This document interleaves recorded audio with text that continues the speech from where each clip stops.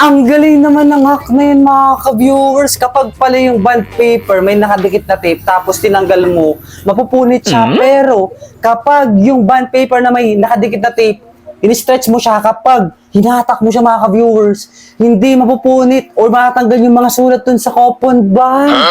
Grabe, ang galing ng hack na yun. Parang gusto ko rin gawin yung mga ka-viewers.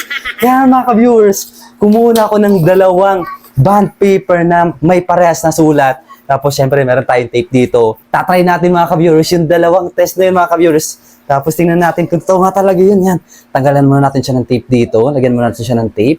Lagyan natin siya ng tape dito. Yan. Isa. Tapos, ito naman mga ka-viewers. Lagyan natin itong kabila mga ka-viewers ng tape din. Yan. Yan, lagyan natin siya dito. Yan, parehas. Tapos, ayun na. So, unahin natin ito mga ka-viewers. Try natin kung mapupunit siya mga ka-viewers. Ito. 3, 2, 1. Try natin yung tape mga ka-viewers. Ay, natanggal nga mga ka-viewers. Napunit nga siya. Grabe, ano. Ay, napunit nga talaga siya, oh. Kagaya nung nasa video. Ngayon naman, subukan natin itong pangalawa ka-viewers. Eto naman mga ka-viewers. Hahatakin natin siya mga ka-viewers. In 3, 2, 1! Tingnan natin. Kung ito nga talaga yung hack na yun mga ka-viewers. Para hindi masirin ko konban. Ayan, hatakin natin siya. Ayan. Ayan na.